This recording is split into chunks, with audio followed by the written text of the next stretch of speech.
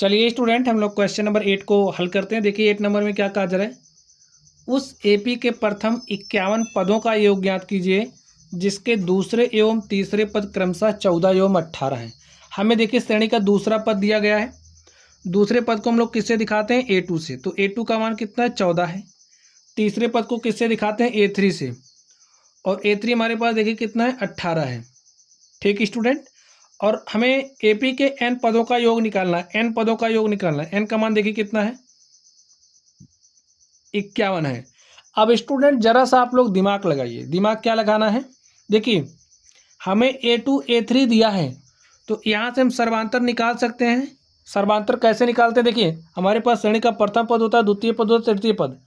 दूसरे में से पहले को घटाते तब भी सर्वांतर मिलता है, तीसरे में से दूसरे को घटाओगे तब भी सर्वांतर मिलेगा। ठीक है, तो यहाँ से सर्वांतर डी क्या हो जाएगा, A3 माइनस A2 कर दीजिए तो हमें सर्वांतर मिल जाएगा। A3 का मान कितना है, 18 है, और A2 का मान कितना है, 14 है। 18 में से हमने 14 घटाया तो हमारे पास 4 आ गया। श्रेणी का जो सर्वांतर वो 4 आ गया स्टूडेंट। लेकिन अभी भी हमारे पास हम योग नहीं निकाल सकते, क्यों? क्योंकि हमें श्रेणी का प्रथम पद पता नहीं है। ठीक है, तो श्रेणी का प्रथम पद कैसे निकालते हैं, चलिए फॉर्मूला अप्लाई करिए, या फिर आप लोग ये जो पहला दूसरा पद है दूसरे पद में से सर्वांतर घटा देंगे तब भी आपको मिल जाएगा। तो चलिए हम फॉर्मूले के माध्यम से आपको बताते हैं। यहाँ पर देखिए an इज इक्वल टू होता है a plus n minus 1 of d. अब A2 हमें दिया है, ठीक है, A2 हमें दिया है, तो यहाँ पर n बराबर 2 रख दीजिए। ठीक है, n बराबर 2 रखने पर तो n का मान हमने 2 रखा था, हमारे पास यहाँ पर आ गया A2। भाई A2 दिया इसलिए हमने n बराबर 2 रख रहे हैं। ठीक है, a प्लस एन का मान 2 रखिए माइनस 1 ऑफ डी, और A2 का मान है 14 is equal to a plus 2 में से हमने 1 घटाया तो हमारे पास 1 आ गया, यानी कि d। देखिए इस d को इधर भेजिए, 14 माइनस डी करेंगे तो हमें श्रेणी का प्रथम पद मिल जाएगा। तो 14 माइनस डी का मान कितना है, 4 है।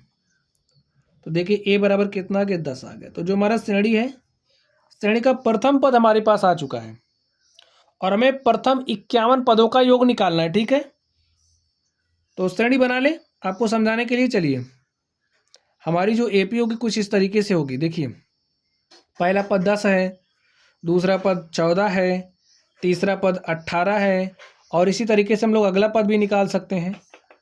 तो हमें 51 पदों तक योग निकालना है। तो फॉर्मूला देखिए क्या होता है, S n is equal to होता है n/2 of 2a plus n minus 1 of d. n का मान देखिए कितना, 51 है, क्योंकि हमें 51 पदों तक निकालना है, प्रथम पद से 51 पद तक। तो n का मान 51 बटे में 2, 2 इंटू में a का मान देखिए कितना है, 10।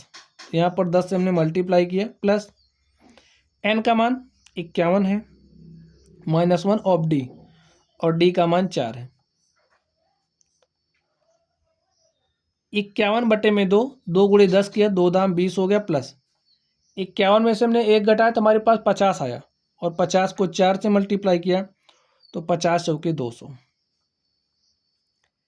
51 बटे में 2, तो 200 में 20 जोड़ा तो हमारे पास 220 आ गया। ठीक है, 2 से काटिए तो यहाँ पर 110 आया, और 51 को 110 से मल्टीप्लाई कर दीजिए, जो भी आएगा वही हमारा S51 यानी कि प्रथम 51 पदों का योग हो जाएगा।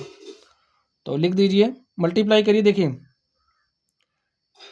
11 के 1 हासिल 1, 11 पचे 55 हासिल 1 56।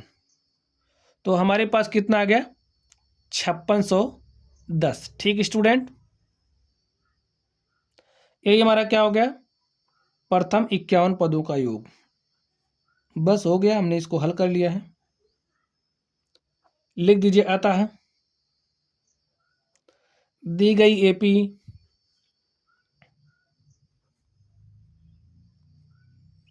के प्रथम 51 पदों का योग कितना है, 5610 है। और स्टूडेंट इस तरीके से जो हमारा क्वेश्चन था हमने इसको हल कर लिया है।